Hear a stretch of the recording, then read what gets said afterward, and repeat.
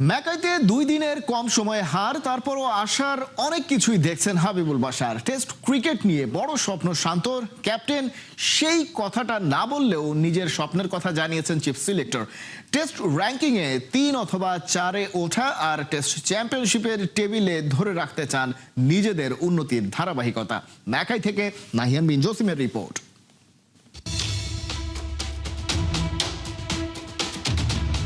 Mackay test 2 দিনেরও কম সময়ে শেষ।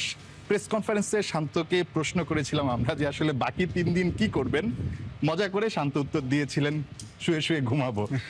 বাশার ভাই কি করবেন আজকে যদি সব ঠিকঠাক থাকতো? এই সময়টায় ফার্স্ট সেশনের খেলা চলতো, থার্ড ডে। জি না, ইটস নট নাইস।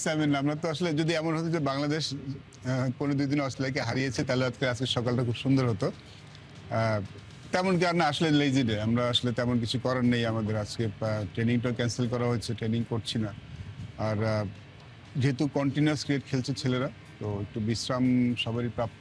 সেটা এরকম বিশ্রাম কেউ চায়নি, বাট যখন পেয়েছে সেটা সবাই কাজে লাগাচ্ছে, সবাই আজকে রেস্ট নিচ্ছে। But so far so good. কালকে সবাই একটু আপসেট ছিল, ডেফিনেটলি এই রেজাল্ট আসলে কেউ আশা করেনি, কিন্তু এরকম খেলতেও চায়নি। আর একটু ভালো ক্রিকেট সবাই খেলতে চেয়েছিল। বাট দিন শেষে আমার মনে হয় যে আমরা ভালো কিছু মেমোরি নিয়ে দেশে ফিরে যাচ্ছি। আপনার কাছে কষ্টের স্মৃতিটা বাদ দিলে সবচেয়ে ভালো স্মৃতি কোনটা? মমিনুল যখন বাউন্ডারি মারলো, মুমিনুল যখন উইনিং শটটা মারলো। আচ্ছা আচ্ছা, ওইটা না দেখুন, there is some notable performance, definitely. টাইমের 100 was fantastic. হাসান যে বল করেছে ডারউইনে, আমরা ভুলতে পারবো না। মেহেদী হাসান মিরাজের 5 উইকেটটা, এখানে তো বলের বেস্ট অফ স্পিনার যাকে বলে, নাথানল্যান্ড উইকেট মানে স্ট্রাগল, বাট মিরাজ সেখানে 5 উইকেট নিয়ে গেছে। এবং ডারউইনে কিন্তু স্পিনার জন্য তেমন কিছু ছিল না। মমিনুলের ছোট্ট ইনিংসটা, মুশফিকের কন্ট্রিবিউশনটা ব্যাটিংয়ে, তো আমার মনে হয় যে কিছু performance definitely outstanding. Captain Shanto একটা খুব ভালো ইনিংস ছিল ফার্স্ট ইনিংসে। I think it's all round performance. আমাকে যেটা মনে পড়ছে যে একটা টেস্ট ম্যাচে এতজনকে একসাথে পারফর্ম করতে আমি খুব কম দেখেছি। মানে আমরা হয় না যে কোনো পারফরমেন্সে খুব ভালো কেউ খেলে, তারকে কেউ হয়তো মানে সাপোর্ট দেয়, কিন্তু আমাদের এই প্রথম টেস্ট ম্যাচটাতে সবাই ভালো খেলেছে, সেটা আমার কাছে বেশি মনে আছে। শান্ত বলেছে মনের মধ্যে একটা সুপ্ত স্বপ্ন আছে, অনেক উপরে দেখতে চায়, সেটা শেয়ার করেনি। হাবিবুল বাশারের স্বপ্ন কি টেস্টে বাংলাদেশকে কোথায় দেখতে চাবে, একদম স্পেসিফিক যদি বলেন? আমার মনে হয় এই মুহূর্তে আমরা 6 নম্বর আছে, এত উপরে আমরা কখনো আসিনি। ডেফিনেটলি আইল বি মোর দেন হ্যাপি যদি আমরা 3-4 আসতে পারি। বাট যেটা বললাম, Australians are very nice. I am really humble in a way যে আমি এখানে আসার পরে যেভাবে যেই সাপোর্টটা এবং অ্যাপ্রিসিয়েশন পেয়েছি সবার কাছ থেকে, ইট ওয়াজ জাস্ট ফ্যান্টাস্টিক। অনেক ধন্যবাদ বাশার ভাই। নিশ্চয়ই এই অভিজ্ঞতাটা এই টেস্ট সিরিজের, সেটা বাংলাদেশের সামনের যে সময়টায় বিজি শিডিউল আসলে সামনে, সো ওই জায়গাটায় অনেক বেশি কাজে দিবে। অনেক ভালো একটা স্মৃতি ছিল, আবার কষ্টের একটা স্মৃতি আছে, সবকিছু মিলে একটু মিক্সড, বাট দিন শেষে ভালো স্মৃতিটা নিয়েই টাইগাররা হয়তো বা আগাতে চাইবে সামনের সময়টাতে। নাহিয়ান বিন জসিম, 71, ঢাকায়, অস্ট্রেলিয়া। অস্ট্রেলিয়ার নর্দার্ন টেরিটরি থেকেও বেশ খানিকটা উত্তরে ম্যাকাই, সেখানে দ্বিতীয় টেস্টের তৃতীয় দিন হওয়ার কথা, কিন্তু কিসের কি। ঘটিবাটি গুছিয়ে সবাই বাড়ির দিকে দিয়েছে রওনা। 5 দিনের ম্যাচ ভেবে অনেকেই ভুল করেছে, অটোগ্রাফ হয়েছে মিস, আর সেই সাথে ক্রিকেটের অনেকেই কটু কথা শোনাচ্ছে অস্ট্রেলিয়াকে। এমন উইকেটে টেস্ট চ্যাম্পিয়নশিপের ম্যাচ কেন উঠছে প্রশ্ন। রিপোর্টে বিস্তারিত। সোমবার সকালে গ্রেট ব্যারিয়ার রিফ অ্যারেনায় একমাত্র আন্তর্জাতিক ক্রিকেটার ছিলেন অ্যালেক্স ক্যারি। ব্রডকাস্ট ক্রুরা সরঞ্জাম গোটাচ্ছে, ব্র্যান্ডিং নামিয়ে নেওয়া হচ্ছে, কান্ট্রি ক্লাব স্বাভাবিক দিনের মতোই প্রস্তুতিতে ব্যস্ত। টেস্টের তৃতীয় দিন হওয়ার কথা ছিল, কিন্তু টেস্ট শেষ হয়ে গেছে দ্বিতীয় দিনেই। 750 বল, ইতিহাসের 4th শর্টেস্ট টেস্ট। শনিবার সকালে প্রথম সেশনে 45 মিনিটের মধ্যে বোঝা গিয়েছিল কি হতে যাচ্ছে। মিচেল স্টার্ক 22 বলে 5 উইকেট নিলেন। ডারউইনে ইতিহাসের সবচেয়ে বড় টেস্ট আপসেটের 1 সপ্তাহ পরে স্টার্ক জবাব দিলেন বল হাতে। প্রথম ইনিংসে 6 উইকেট, শরীফুল ইসলামও পাল্লা দিলেন। প্রথম দিন সন্ধ্যা হওয়ার আগে 8 উইকেট হারিয়ে বসল অস্ট্রেলিয়াও, কিন্তু ততক্ষণে অনেকটা এগিয়ে গেছে তারা। স্কোরবোর্ড বলছিল এই টেস্ট বাংলাদেশের নাগালের বাইরে চলে গিয়েছে ম্যাকাইয়ের পয়লা ব্যাটিং কলাপস দিয়েই। অজিতের মতো দলের বিপক্ষে ভুল শোধরানোর সুযোগ তেমন থাকে না। এবারও টাইগারদের একদম সুযোগ দিল না স্বাগতিকরা। ক্যারি বললেন, বোলাররা দুর্দান্ত ছিল, ব্যাটিংয়ে কিছু ভুলও ছিল, সেটা ম্যাচকে ছোট করে দিয়েছে। 2 দিনে জিতে তিনি অবশ্য খুশি, জিতলেই হলো। সেই জয় কিভাবে এলো তা ম্যাটার করে না। কিন্তু মাঠের বাইরে প্রশ্নগুলো থাকছেই। ইনিস ফেইল থেকে 8 ঘন্টা গাড়ি চালিয়ে এসেছিলেন এক ভদ্রলোক। ভাগ্যিস প্রথম 2 দিনের টিকিট নিয়েছিলেন। একজন ট্যাক্সি চালকের ছেলে সোমবার অটোগ্রাফ নেওয়ার আশায় ছিল, সে পেয়েছে, কিন্তু 3 দিনের টিকিটধারীরা পাননি। পিচ নিয়ে বিতর্কও সামনে এসেছে। ম্যাকাইয়ের কিউরেটর পিটার কাজাকভ বললেন, একদিনে 18 উইকেট পড়ার মতো পিচ এটা ছিল না, কিন্তু ক্রিকেট বদলে গেছে। টি-20 টেস্ট ক্রিকেটেও ঢুকে পড়েছে, আমাদেরও মানিয়ে নিতে হচ্ছে সেটার সাথে। বাংলাদেশের অধিনায়ক শান্ত পোস্ট ম্যাচে একটা কথা বললেন, মনে রাখার মতো। উপমহাদেশে একদিনে 18 উইকেট পড়লে অনেক আলোচনা হতো। আগামীবার সেখানে খেলার সময় এই ম্যাচটা মনে রাখার অনুরোধ করে এসেছেন নাজমুল হোসেন শান্ত। রিকি পন্টিং আরও সরাসরি বললেন, শিল্ড ক্রিকেটে উইকেট বদলাতে হবে। কেউ যদি কোনোভাবে 38 গড়ে মৌসুম শেষ করে, সেটা এই পরিবেশে অনেক ভালো পারফরমেন্স হতে পারে।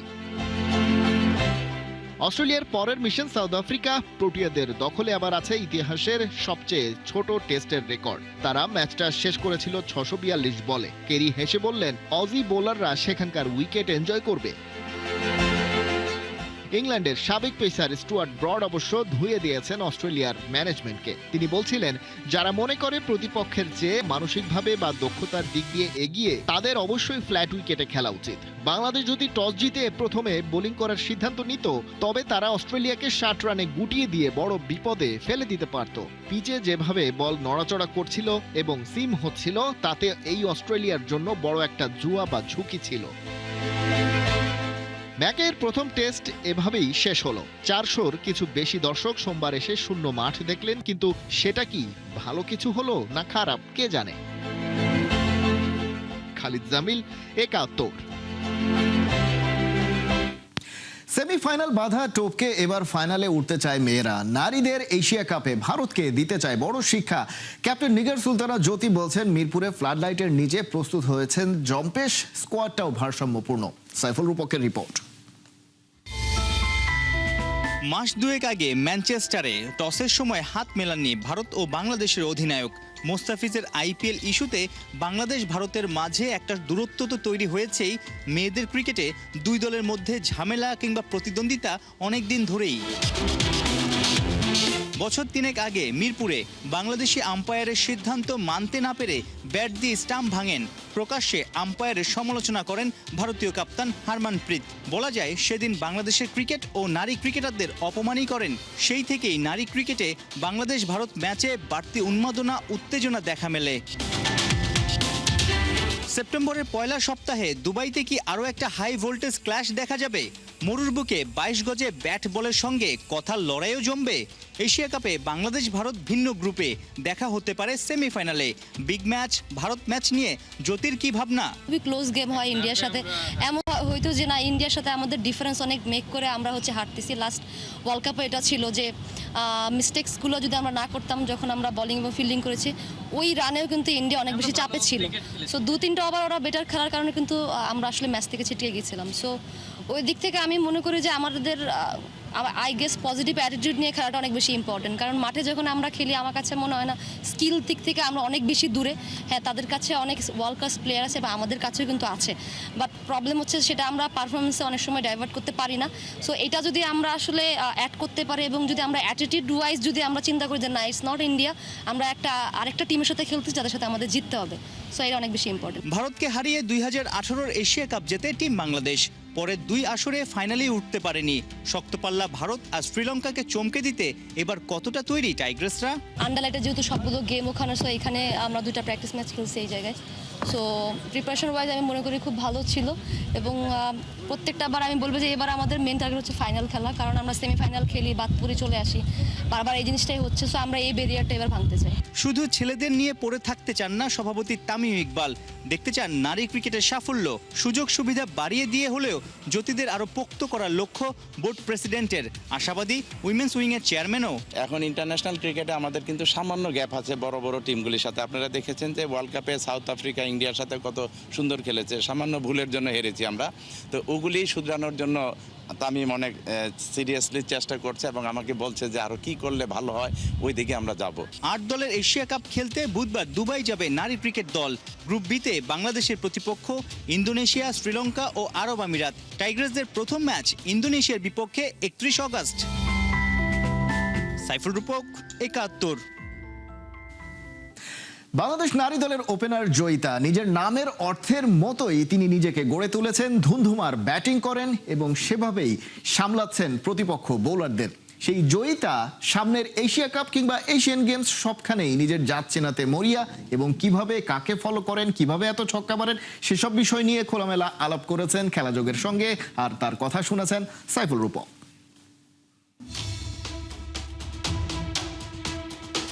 ওপেনার, হাই ব্যাকলিফট, বড় বড় ছক্কা হাঁকান, রহস্য কি?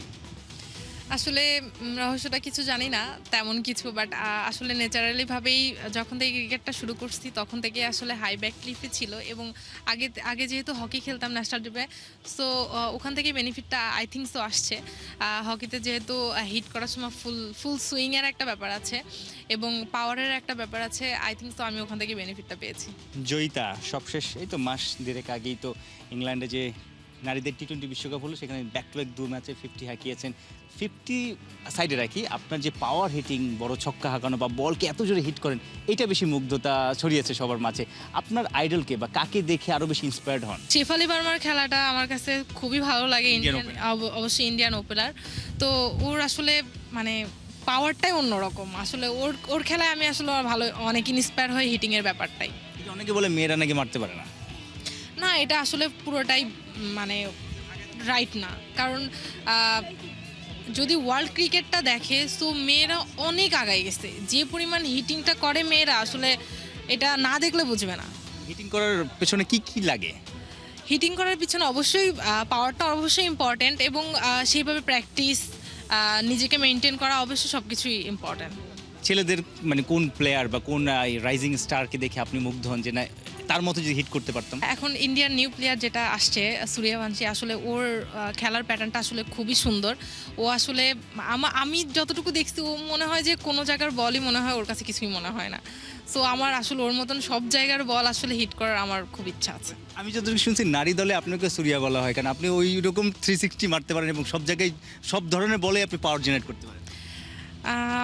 আই ডোন্ট নো আমাকে কি বলা হয়, বাট আমি আসলে চেষ্টা করি। যেহেতু হাতে শর্টস আছে, সো আমি শর্টস খেলারও ট্রাই করি, এবং আমার মেন টার্গেটটা থাকবে এশিয়া কাপ এবং এশিয়ান গেমসে আমার দলের জন্য খুব ভালো একটা ভালো কিছু ইনিংস খেলার এবং বড় বড় রান করার, এবং অবশ্যই প্রতিটা ম্যাচে পাওয়ার প্লেটা খুব ভালোভাবে ইউজ করা। নারীরা যে রাধে সে চুলও বাঁধে, আপনি রাধেন কিনা জানি না, বাট চুল বাঁধেন, দারুণ ক্রিকেট খেলেন, বড় ছক্কা হাঁকান, আবার ঢাকা ইউনিভার্সিটিতে পড়েন।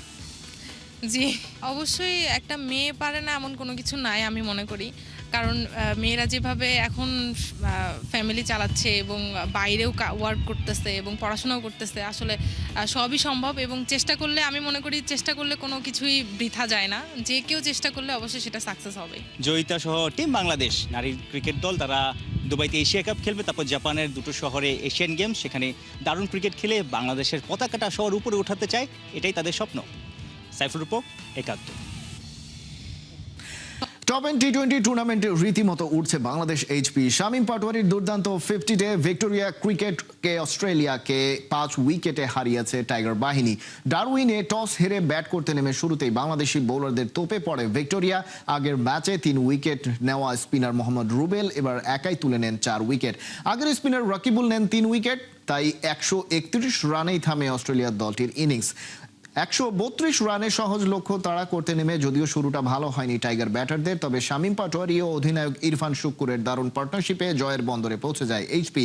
এই জয়ে 3 ম্যাচে 6 পয়েন্ট নিয়ে টেবিলের শীর্ষ স্থানটা দখল করলো ইরফান শুক্কুরের দল।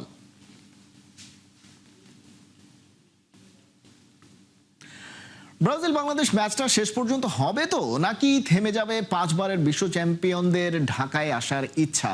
সিদ্ধান্ত এখন বাংলাদেশের হাতে, আর বাফুফের সিদ্ধান্তের দিকেই তাকিয়ে আছে ব্রাজিল ফুটবল ফেডারেশন। তবে হিসেবটা একেবারেই সহজ নয়। ব্রাজিল ম্যাচের আগে বাফুফের মূল টার্গেট আসিয়ান কাপ, আর সেই সূচি, খেলোয়াড়দের প্রস্তুতি সহ সব হিসেব মিলিয়েই সিদ্ধান্ত নিতে হবে বিএফএফকে।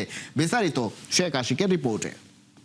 এমনও দিন আসলো ব্রাজিল ফুটবল ফেডারেশন ঘুরঘুর করে ঘুরছে এই বাফুফের পেছনে এবং অপেক্ষা করছে কখন বাংলাদেশ ফুটবল ফেডারেশন হ্যাঁ বলবে তাদের প্রস্তাবে। অর্থাৎ ব্রাজিল বাংলাদেশ ম্যাচ খেলার পুরোটা এখন নির্ভর করছে বাংলাদেশের উপর। বাংলাদেশ যদি বলে হ্যাঁ আমরা খেলতে রাজি আছি ব্রাজিলের বিপক্ষে, তবেই ম্যাচ গড়াবে ঢাকার মাঠে। ব্যাপারটা শুনতে যতই অদ্ভুত লাগুক, বাস্তবতা এখন ঠিক সেই জায়গাতে এসে দাঁড়িয়েছে। ব্রাজিল তাকিয়ে আছে বাংলাদেশের সিদ্ধান্তের ওপর। স্টেডিয়াম দেখে যাওয়ার পরে নিজেদের মধ্যে আলাপ করে তারা সিদ্ধান্ত নিয়ে ফেলেছে। সিভিএফ যতই বলুক বাংলাদেশে নিজেদের ফ্যান বেস আরো বেশি শক্তিশালী করতেই ভিনিসিয়াসদের নিয়ে আসতে চায় এখানে তারা। বাস্তবতা হচ্ছে ব্যবসায়িক স্বার্থেই এই আয়োজনের চেষ্টা। ফুটবলার যে কজন খেলবেন তারা তো আসবেনই, এছাড়া আরো 90 জন মেম্বার আনতে চায় ব্রাজিল। এটা নিয়েও বাফুফের কোনো আপত্তি নেই। তবে সমস্যা একটা জায়গায় তৈরি হয়েছে, সেটা হচ্ছে একদিকে এশিয়ান কাপ, অন্যদিকে ব্রাজিলের বিপক্ষে ম্যাচ।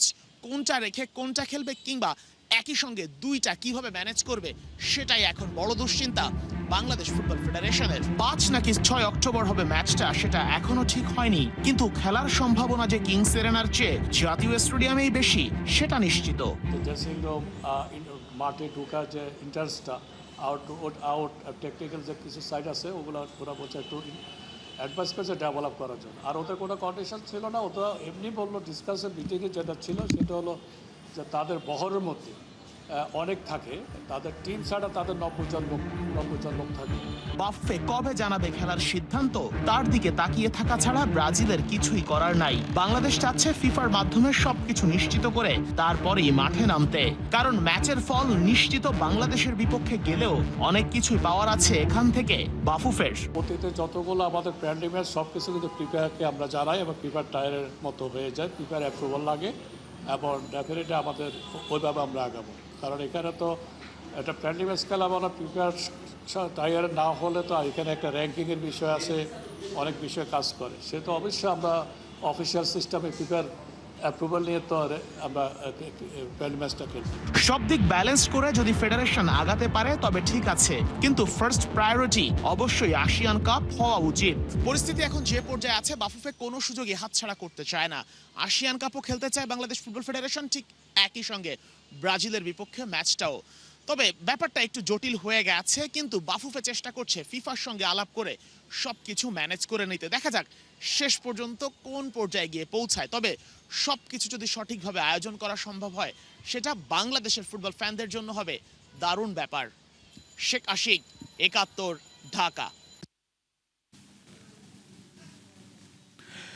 স্ট্রাইকারের অভাবকে পাশ কাটিয়ে আক্রমণ ভাগে বার্সেলোনার রীতিমতো গোল বন্যা। নতুন মৌসুমের প্রথম ম্যাচে এলচেকে 5-0 গোলে উড়িয়ে দিয়ে শিরোপা ধরে রাখার মিশনে দারুণ এক বার্তা দিল হান্সি ফ্লিকের দল।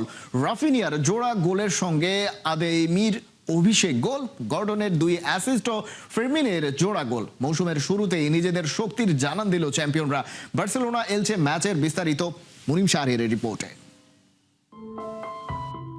2 গোল, 3 গোল, এবার 5 গোল। হ্যান্সি ফ্লিকের বার্সেলোনা লা লিগা শুরুর গ্রাফটা এমনই। 2024-25 মৌসুমে ভ্যালেন্সিয়াকে 2-1, গতবার মায়োরকাকে 3-0, এবার এলচেকে 5-0। ফ্লিকের অধীনে 3 লিগ ওপেনার, 3 জয়, গোল 10টি, হজম মাত্র 1টি। এবারও শুরুতেই যেন চ্যাম্পিয়নের স্বাক্ষর।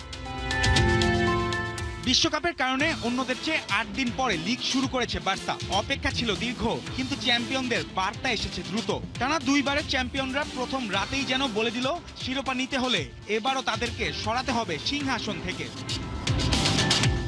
লিগের ফুটবলে আরেকটা বিষয় চোখে পড়ে, বল দখলই শেষ কথা নয়। বল হারানোর পর প্রথম কয়েক সেকেন্ড সামনে 4-5 জনের একসঙ্গে প্রেস, প্রতিপক্ষকে পরিষ্কার প্রথম বল খেলতে না দেয়া। তাই আক্রমণ ভাঙলেও বার্সা দ্রুত আবারও বল পায়। রক্ষণ গোছানোর আগেই আসে দ্বিতীয় ঢেউ। এলচের বিপক্ষে দ্বিতীয়ার্ধের গোল বন্যার পেছনে সেই টেম্পো বড় কারণ। আর 5 গোলের এই রাত কোনো বিচ্ছিন্ন বিস্ফোরণও নয়। লিগের প্রথম লিগ মৌসুমে বার্সা 88 পয়েন্ট নিয়ে চ্যাম্পিয়ন হয়েছিল, জিতেছিল 28টি ম্যাচ, করেছিল 102 গোল। ইউরোপের শীর্ষ 5 লিগের সর্বোচ্চ। সেই মৌসুমে অ্যাওয়ে ম্যাচ থেকেই এসেছিল 45 পয়েন্ট, সেটিও ইউরোপের শীর্ষ 5 লিগের সর্বোচ্চ।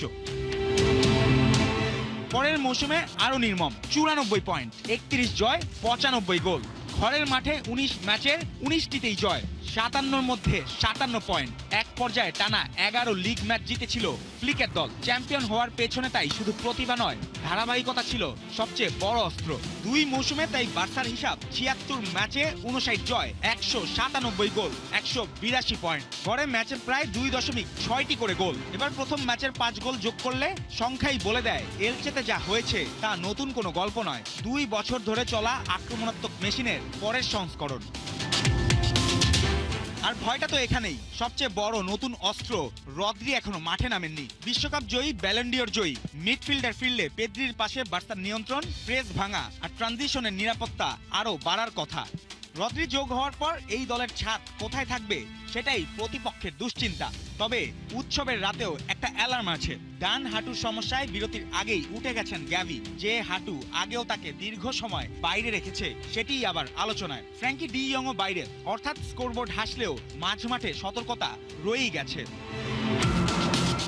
তারপরে প্রথম রাতের শেষ ছবি একটাই, রদ্রি ছাড়া ৫, ইয়ামালের গোল ছাড়া ৫, প্রতিষ্ঠিত নাম্বার ৯ ছাড়া ৫। ১৫ বছর আগে পেপের বার্সা টানা তৃতীয়বার লা লিগা জিতেছিল। এবার ফ্লিকের সামনে সেই ইতিহাস। এলচেতে প্রথম ৯০ মিনিট শেষে বার্তা তাই শুধু জয় নয়, বার্সা মুকুট বাঁচাতে নামেনি, বার্সা এসেছে রাজত্বের মেয়াদ বাড়াতে। জুবাইর নূর, ৭১। এই ছিল এখনকার খেলা যোগে। সরাসরি সংবাদ আর অনুষ্ঠান দেখতে চোখ রাখুন ৭১-এর ফেসবুক পেজে এবং সাবস্ক্রাইব করুন ৭১-এর ইউটিউব চ্যানেল। ৭১-এর সাথেই থাকুন।